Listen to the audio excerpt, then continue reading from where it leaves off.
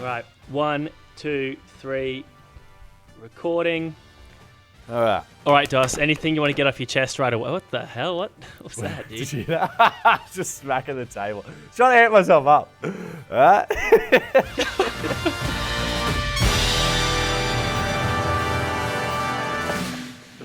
All right, dude. Real quick, let's just get the monkey off our backs. Have you got anything you want to get off your chest off the top? Do you want to apologize, perhaps, for the delay in posting? I am innocent. I will plead.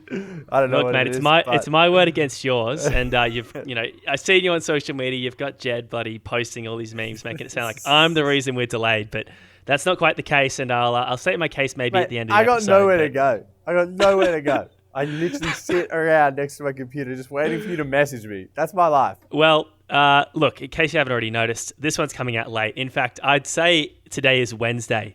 That's how late it's coming out. I'm sorry if that comes as a surprise to you, Dos, that it's actually going to be coming out on Wednesday. But yes, mate, nothing can surprise me with your time accountability these days. We've dropped the ball. We're not pointing fingers or accounting any blame, but we have dropped the ball 2 weeks in a row. But I like to think that we're just getting it out of our system, and you can expect Monday next week we'll be back, good as new. Speaking of weeks, weekly update time, Dos. I might just kick things off here because I had a great weekend actually recently, a very good weekend, and funnily enough it all started with me absolutely bonking in my marathon. I completely shat the bed, as some might say. Went in there with this huge ambitious goal. I was going to run a 2 hour and 48 minute and 48 second marathon. I trained for months, maybe 4 months of dedicated training for it. All came down to one moment, to one morning in October. And yeah, I completely stuffed it. It was pretty terrible. I got halfway through at this great pace, and then I spent the rest of the run, another 21 Ks, basically crawling home. It was really ugly, but I'm glad I finished. But what made it so good was, had friends and family around. And in fact, friends and family, that's going to be a bit of a theme today, Dos. Yeah? Is it? Well, yeah. What are you talking about, is it? You know it is. If you even know what the show's about anymore, you bloody don't even care. Look, if you want to get on this right now, bro, I tell you what. Do you know what bothers me, dude? We say we're going to do these at this time. Let's meet at this time and do these. Yeah. Turn the mics on. You say you're sitting by your computer. Every single time, your side of the document is empty. I feel out all of my ideas. I've basically structured the show. And we spend half an hour every single time you just going, typing away. Filling it in. You're wasting my time, dude. Because that's why sometimes I can't get out of some of these commitments I've got, because I know that it's not going to take just the recording time. It's going to be the recording time, DOS stuffing around, and then bloody trying to build up your self-esteem after the episode when you think, oh, I sounded like shit again, didn't I? The people don't want me to be structured. It's that simple. They want the off-the-cuff DOS. That's what they want, and that's what I provide. That's what I give them. And I guess my weekly update, I actually just realised what it was. Obviously, it was a pretty lame week. Well, it wasn't a lame week. It was a great week. But it was just like picnics, and then more picnics, and then more cocktails. I had a lot of cocktails. But I nearly got hit by a tram. Yeah, so that was... Oh, what? Yeah, it was pretty hectic. I was just like I would have deserved it. Wait, you were drunk? You were drunk then, No, I was sober. I was just going out to get my brunch goods. Shout out to episode 3. And I was just waiting at not the tram stop, but like the tram crossing. And it was red, and I knew the tram was coming. And I was just listening to music and kind of just like literally like dancing around. Vibing. Yeah, yep. Just like, and I swung around. And as I swung back around, the tram just like, it would have been like 30 centimeters away from me. I was like, oh my God.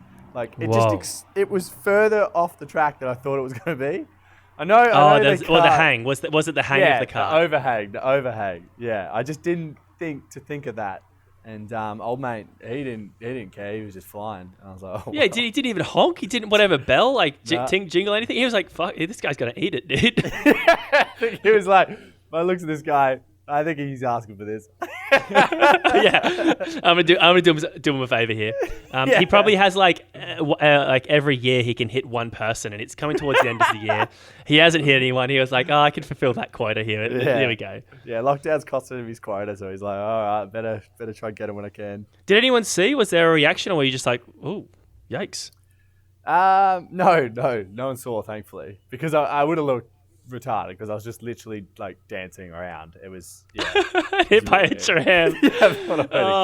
That's the CCTV footage I would have loved to see. I would have played it at your funeral, man. I would have played it at your funeral. Definitely would have been at the funeral. And I guess kind of speaking of funerals, that brings us into our guide today of family gatherings.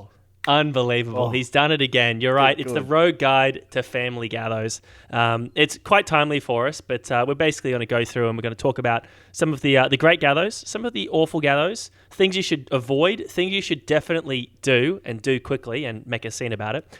But first things first, Dos, thoughts on family gathos? Are they a vibe or what? They're a great vibe. Great opportunity to kind of like outshine, everybody, and everybody can hear about how boring your life is and all the rest of it. Aren't your siblings like overachievers compared to you? We'll get into that later on, I reckon. I don't know. Wait for this podcast to take off, and then I'll be in the 1%, and I'll look down on them in the 99. True. I'm a bit of a fan of the old family gather. I've had some shockers, and I've been involved and responsible for some shockers. But I will say, I did just have one. I know that I've got a couple of family members tuned in at the moment. Shout outs Caitlin and Joel. Shout outs Camo. I think maybe you're up to this part of the podcast. But anyway, yeah, I think they're good. But I think for me, the challenge is not ruining other people's family gathers. And that's when you get invited to them and make a bit of a scene yourself. But that might come up a little bit later on as well. Let's jump into it. Step 1. What is the first rogue step to a family gather? Well, I think it's pretty simple, really. It's just show your family how much you love them. Oh, it's just that's that pure sweet, heart. Man. Yeah, that's gorgeous, dude. And you want to put that love to the test. So you want to rock up chronically hungover. You want to show them that like little sleep and a brutal headache is no barrier for you coming to see your family. Wow, dude, that's touching, man. Is that something that you've delivered on numerous occasions? Yes, I did rock up to a family gathering with 2 slabs of cruisers once. I was like, charge it on. And I've got to say, that was one of the worst funerals that I've ever been a part of. Oh man, sorry, Uncle Joe. I'm going to pour out a pineapple for him. I did it. What is it? Strawpedo? Yeah. In order. You'd be proud. All right, I'll save the day here. Step 2 to a good family gather. It's choosing your talking points wisely. Now, it's kind of one of the main things I think comes up is that, I'm going to see this person, I'm going to have to talk about this, or they're going to talk to me about that. I don't really have that problem too much, but more and more recently, there are certain topics that do come up that you just don't want anything to do with.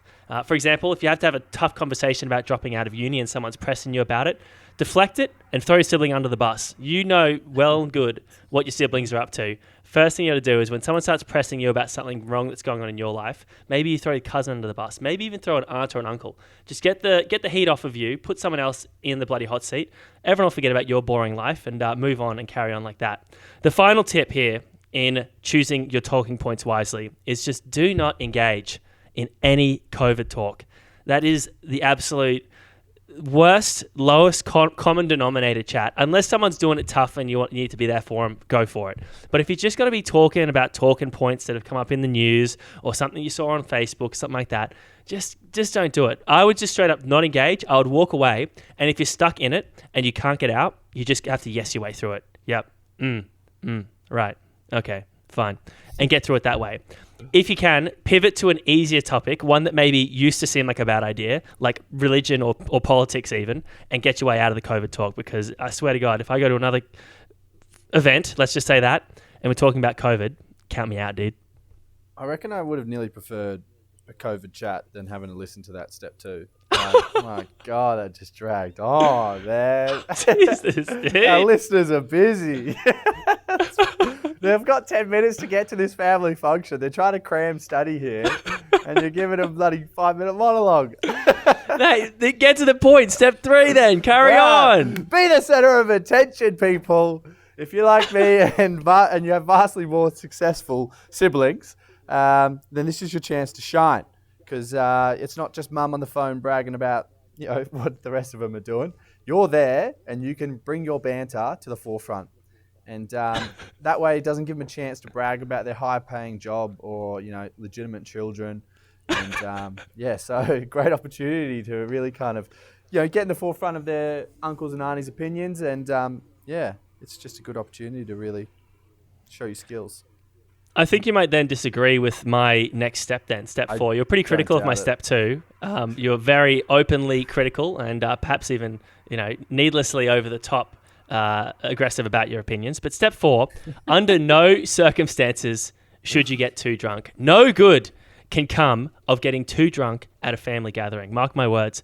The best case scenario is that you have some, really sort of strange, needlessly revealing D&M where you sort of bare your soul and maybe an uncle bears his soul or something like that. Not in a weird, therapy type way. Is there something you want to talk about after this podcast, man? It's step 5, all right? It's step 5.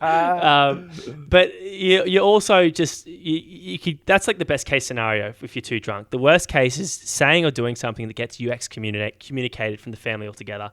And that will get you out of the will, that'll get you out of the inheritance. It'll also just make life genuinely awkward because every year when Christmas comes around, you've got to face up, got to see your family. I don't know that I've done anything that bad yet, but I have seen people at some of my gatherings do that. And their lives they've been written out of our entire family story because of it. They've gotten too drunk, they've said something they didn't mean and didn't really think, and it was taken the wrong way, and the next thing you know, no one ever wants to hear from them again. So it can be pretty rough out there. What are we at? Step 5, I guess. I'll go easy on you for that one because you've got a lot of firepower to come back at me. So step 5, I'm going to go with don't rock up with a hickey. I think that's pretty universal. And I got a little bit of a story on that one. You just want to brag about, I kiss girls. This isn't me. I would never touch a girl. They scare me. So step 5 was little Darcy. That was the episode 2's mystery guest. Shout out episode 2 again. Shout out to episode 2. And so we went out for lunch, me, him, mum and dad. And it's quite funny. We all get there, we're all just eating lunch. And then Darcy's just got this massive hickey on his neck. And it's so obvious that there's just nothing you can do about it. And we're halfway through lunch. And then Dad's just dads are just that oblivious to everything. And there's no doubt Mum saw it, just didn't bring it up. And and Dad saw it halfway through and he's just like, what the hell's that on your neck? Daddy's just squirming in his seat. He's like, I was wrestling with the boys. I was like, yeah, sure it was the boys. Okay. I mean, it could have been. But you know what? I think anything that he did wrong, and I'm pretty sure that I got in trouble for that because my parents were like, you're a bad influence on him. And I was like, what do you mean? I didn't rock up with a hickey.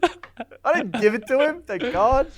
Yeah, but they've heard stories, and you definitely are a bad influence on him. His life, he's lucky that he's got an older brother and an older sister to look up to steer him in the right direction, because otherwise he would have been doomed. Yeah, I'm going to disagree, dude.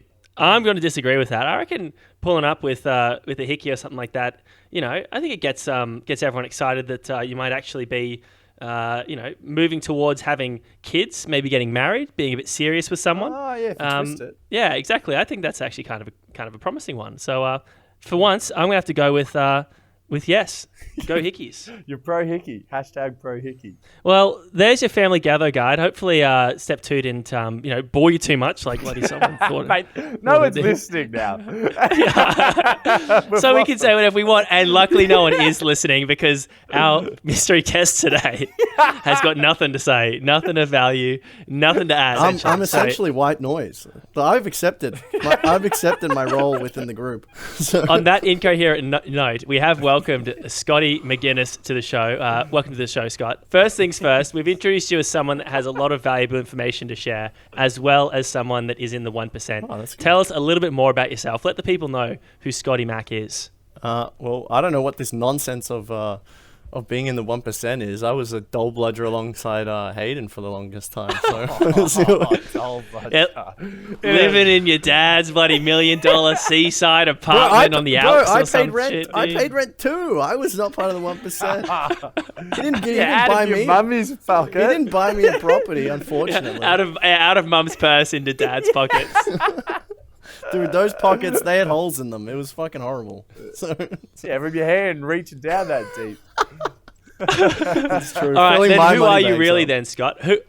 Who are you, dude? What do you do? What's the Scott experience? Well, I hate I've been doing icebreakers and introducing myself all for the past like 3-4 weeks at this new job, but I don't really even know how to summarize myself. I don't know. I'm an international traveler. I've lived around. Friends with Hayden. 1%. This is 1%. And He's a dull bludger, but yes, I'm a man of leisure. I travel the world. I do sample the fine exotic cultures of the country, of the nation. I'm one of those people that doesn't go for the middle. I am either a top shelf, bottom shelf kind of guy. So To put a bit of perspective before we jump into your story, which you'll explain in a sec, but I've had some great experiences with Scott. We go way back. We're really close. One of the most iconic, though, was on a night when I was quite under the influence and jumped into a 4-man video chat with Dos, Jed, and Scott. And I may have had a bit of a spray, just gone off the handle a little bit. And we haven't really addressed it too much ever since. We've smiled and waved, but that's sort of the relationship for me. Smiled and waved. Dos, what's your... You went completely ape in that. I don't even know what was going on. I've never seen you even touch a lick of alcohol before. And I even met you. And Hayden was always like, oh yeah, I have this good mate Pross, and I'd always see you tagged and things. And I'm like, oh, this shit cunt's getting tagged above me.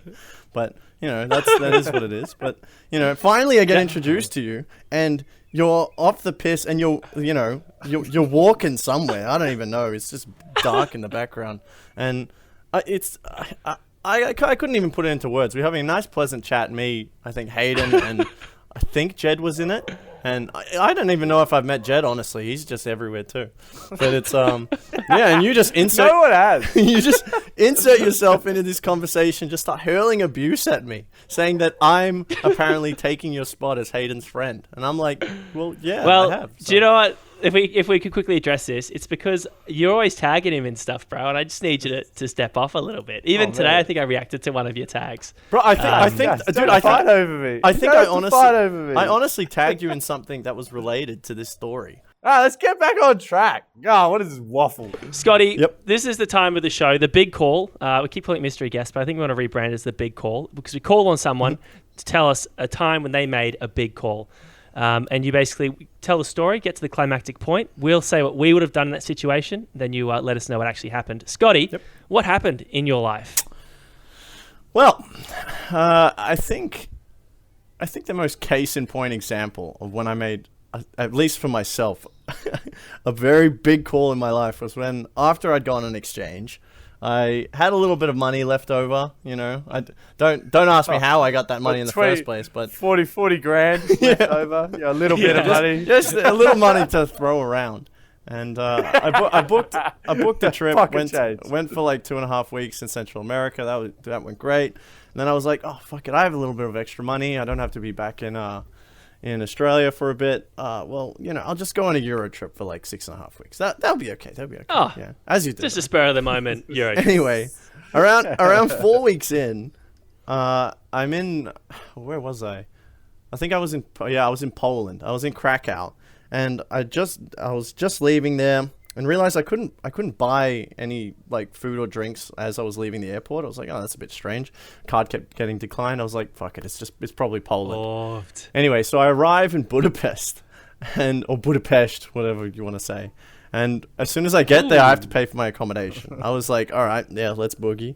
And I get there, this quite famous party hostel called Retox. And which unfortunately is closed, but yeah, is what it is. I get there, a place of pure degeneracy, and they're like, your card's not working, and I'm like, well, that's a bit strange. There should be several $1,000s on that card. And they're like, oh no, it's totally, it's fucked. You see the platinum on there? I was like, okay. Yeah. So they're like, just go to go to the bank around the corner. You can try to sort it out with them. And I was like, yeah, sure. I should add that I didn't have a phone. Or I didn't like carrying one for the last, I'd say, 8 months until that point.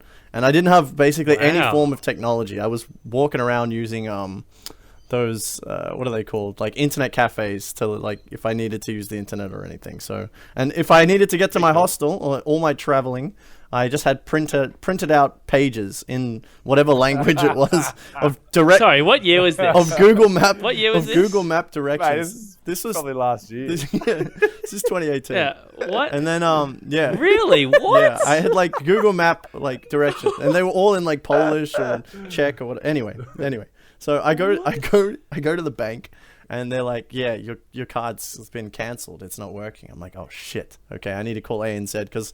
Wait till my dad hears about this. So basically, I'm like on the verge of tears at this hostel because I'm like, I don't know what to do because I don't have a travel card. I only have this one card, which somehow I haven't lost or stolen or broken. But now it's obviously someone's robbed me, and it turns out after I dawdle around and contact the bank that I've had pretty much all my money. I know who. Oh, Scott.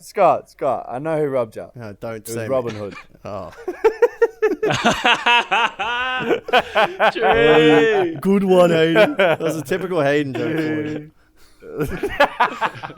But yeah, it turns out that I was in the red by I think it was $1,600, and they'd taken all my money. Whoa. And ANZ said, "Oh, if you stay put, we'll send a card out to you, but it'll take like a week or two."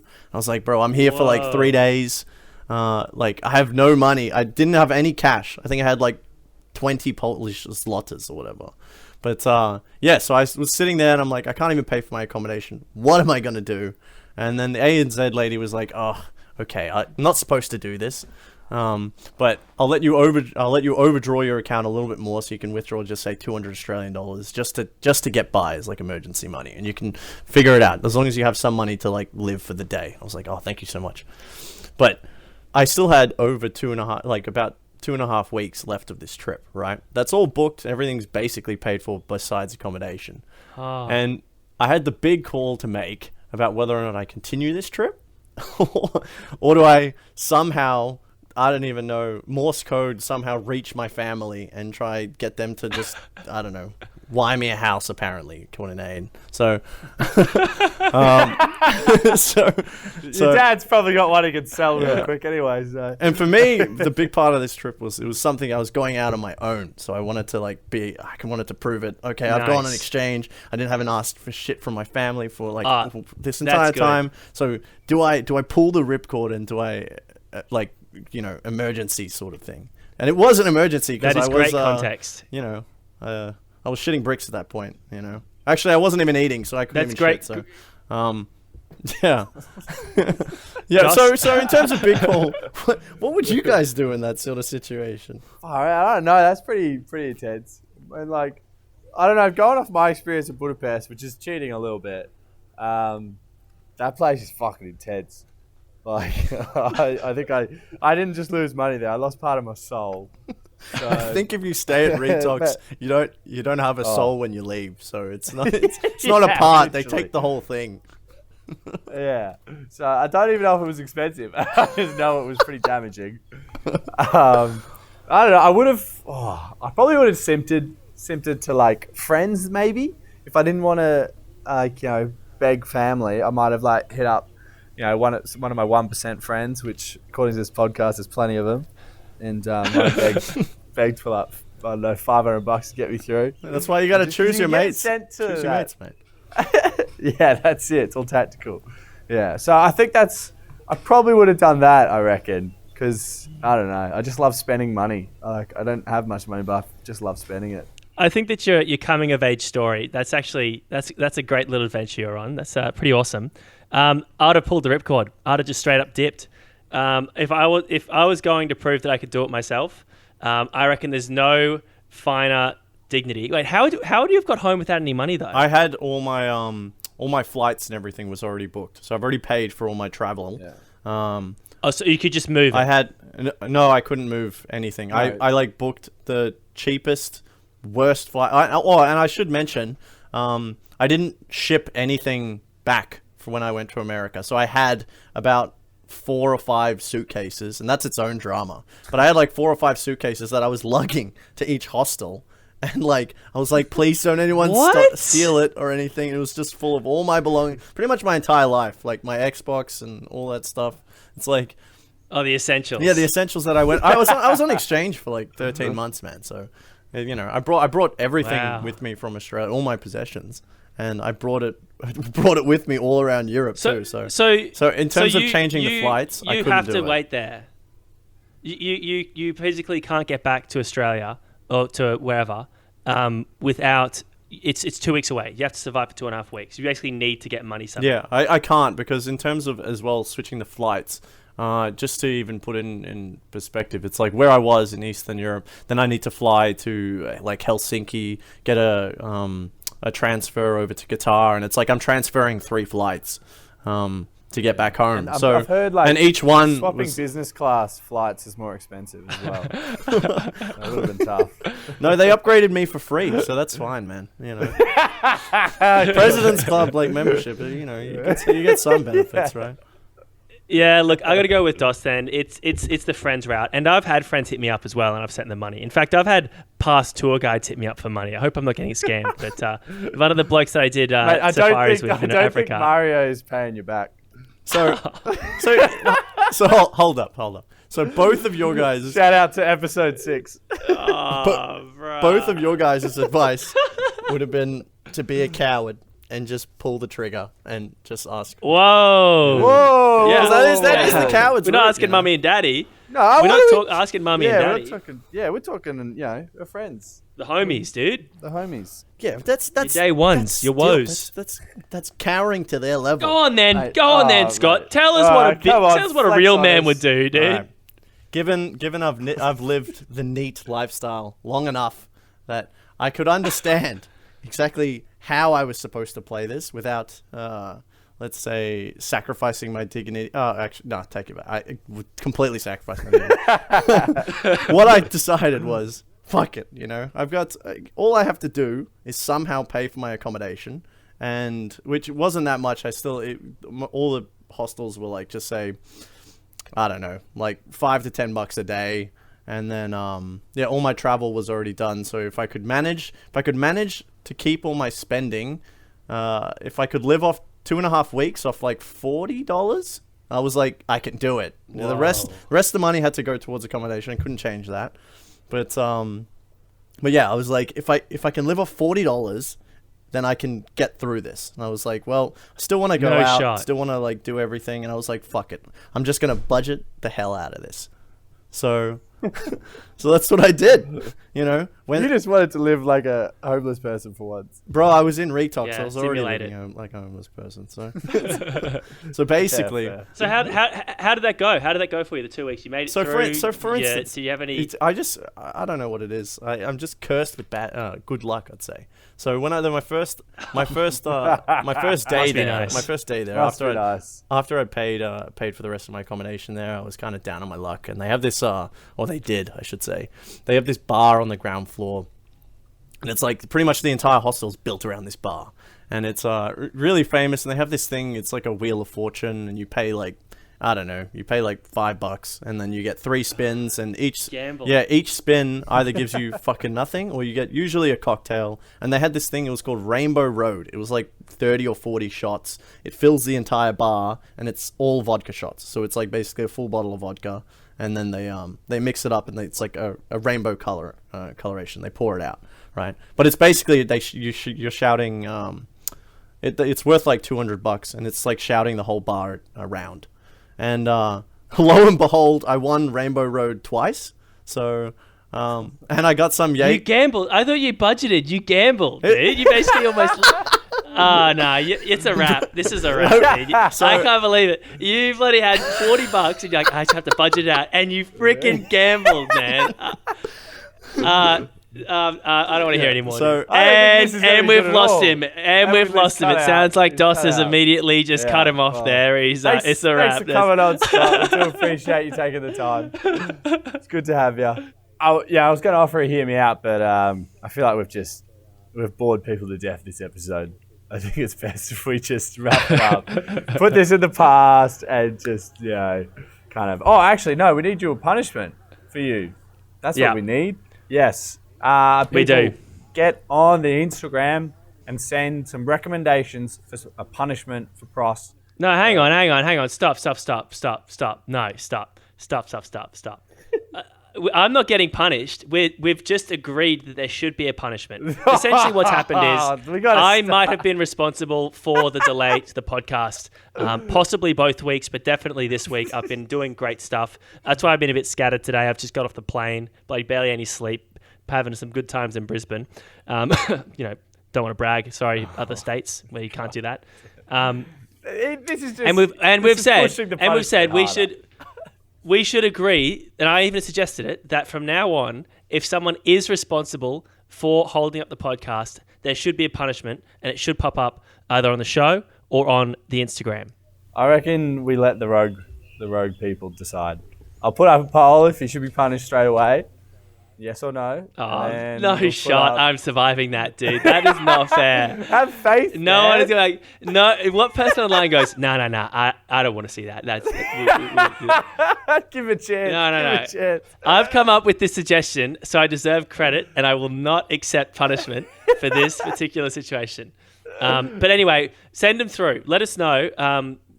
What would you like to see us do, or see the loser from now on that is responsible for the delay of the podcast do?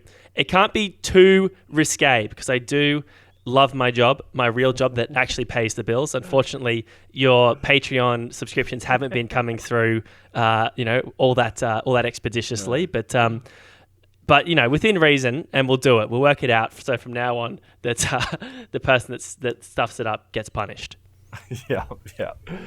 Fair enough. Well, people, and also if you want to get on the podcast, just get over to the Instagram, slide in the DMs with just some notes about the story you want to tell, and we'll be happy to get you on, and we can start getting my degenerate friends, which would be Look, nice. admit it right now. If you're still listening, you've somehow made it this far. You've heard some of how bad it can get. You've heard how bad we can sound. You've heard some shit stories, and you think to yourself, you know what? I could show these losers how it really goes, how to really be entertaining. Go on then. Come on. Do it. Show us Prove it. You reckon you can do it? Stop messaging me privately with fake numbers saying that I'm worthless and, Exactly. disappointment. And go on. Yeah. You won't. No, they won't. They won't, Dos. Don't. Let's stop even offering sending it. me those messages as well. I would appreciate that. They won't do it. No one listening right now thinks they can do better because they know they can't. It's the standard's too high. But that's it. That's another episode of The Road Guide, episode number 7 to family gatherings all that time ago. In the books. Go ahead, check us out on Insta. Definitely put your hand up if you want to be a mystery guest, or if you want to be on the big call, which we're going to get into the hang of saying. I've commandeered that one.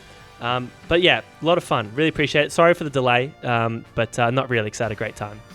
Well, I didn't get any sort of anxious thinking that the Road Guide listeners will come after me. All right then, time for our catchphrase. I hope you've got something to get into. Yeah, I've got one. All right.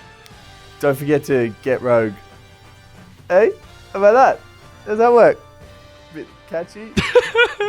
Fuck. You said it was funny when I messaged you.